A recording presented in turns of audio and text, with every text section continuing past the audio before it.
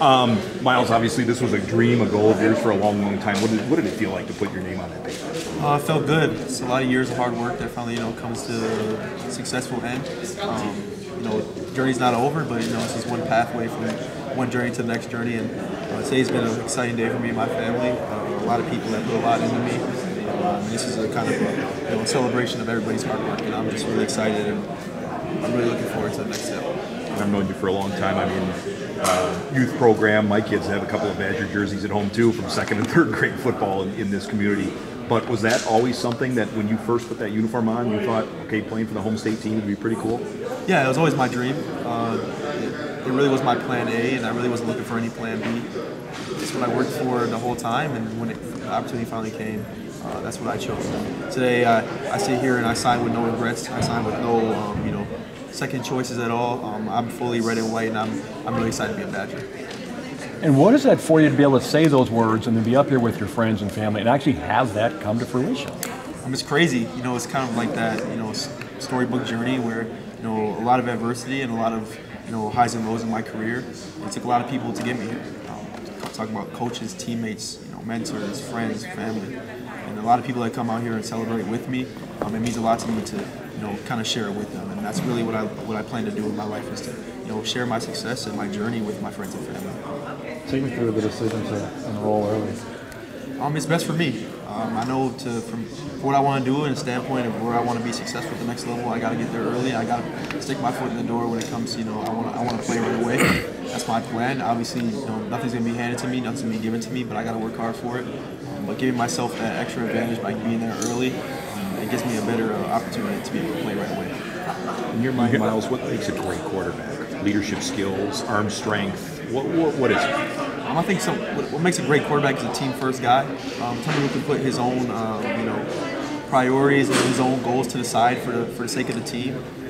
That's something I had to grow upon in my career. Is not really worrying about what's next in my career, but rather what's best for me and my teammates. I think that's something I built upon this year is put my team first and caring and love for my teammates. And they're going to give me their all, and I have to give them my all. And that ended up working out for us, winning the state championship. Myles, you were the first commit in this class. Just kind of talk about the legwork of being the leader of that class, helping put it together, and all that kind of goes into that. It was a long time that I was the only one. I was out there by myself trying to fight to earn guys' respects and build relationships with guys around the country, and that's not easy by yourself. So that was definitely challenging, but I loved it. I got to meet a lot of really great friends, some guys that are playing with me next year, some guys that aren't, but I'm really thankful for all those relationships. But looking back today and seeing us signing 13 guys and plenty more, it's kind of a rewarding feeling knowing that I was the first guy, and I kind of had a little bit in some people's decisions maybe, or got to be there early in people's journeys. And you say plenty more. How many more do you anticipate? No, maybe we got some more around the corner. Had some walk-ons, but I don't think this class is done. I think we got some more to go. There's some big names that we'd love to get, and there's some guys I'm close with that I'd love to get, and I'd love to play with them at the next level. And I'm pretty sure, and I'm pretty confident that we're going to get them. How pumped are you that Big Joe Brunner is going to be a guy that's going to protect you? I'm super pumped. Joe's my guy. If you were a Bucs fan, you saw us down at the Deer District together, getting hyped and chest bumping and stuff. I flew back a little bit. I'm not really all of 315 of what he is, but yeah, it's my guy. I'm really excited. He's one of those guys where he's like, in his recruitment process, I was like, you can't leave me, man. You can't leave me. And when he committed, I was really happy. And that's a guy who, he's probably going to be standing up at my wedding one day. So I'm really excited that I get to play with him. Will either you or both of you be in Vegas soon, or? Yeah, I'll be in Vegas. Me and my pops, we're heading out to Vegas. Kind of my senior trip with my dad. Obviously, me leaving early, I have to leave my family. So, something that's kind of sad, but to spend that little bit of time with my dad in Vegas and also check out the squad is going to be a really fun time for me. Your coaches have talked about how Franklin's offense will translate well to Wisconsin. What does that mean?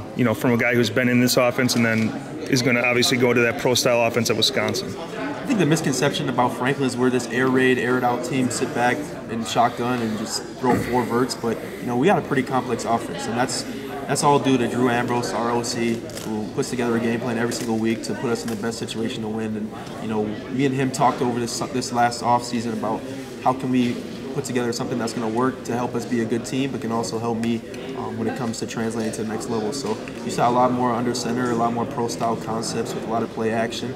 I probably threw for probably 2/3 of my yards from under center. So being able to come into Wisconsin and be very comfortable under center, which is for most guys that translate is probably the hardest thing from shotgun to under center, and having that ability to just build off of and not have to restart and learn from the ground up is probably going to help me do great things at Wisconsin.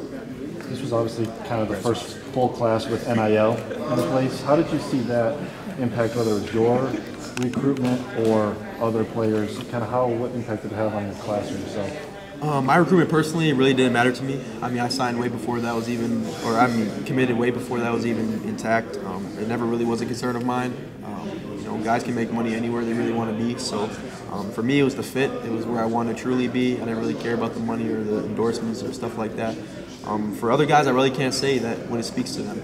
That's everyone's own personal decision. Some guys are guys that want to find fits for them that involved where they can make the most money, and that's just the new wave of college football, where some guys like me, they just want to find their true fit. And for guys, that's their own decision, and everyone can make their own decision for themselves. So, but me personally, that's not really a priority for me. I just want to go win football games. Well, Thanks, Miles. congratulations.